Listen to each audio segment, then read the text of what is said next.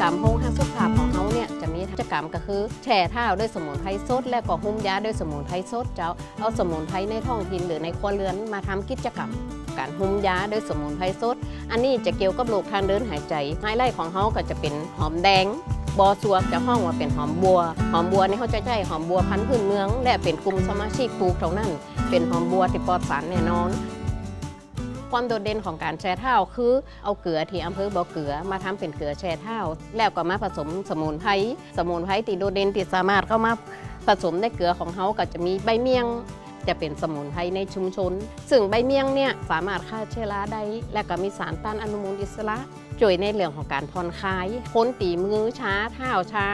สามารถมาแช่น้ำสมุนไพรของตีเฮานี่ได้เลย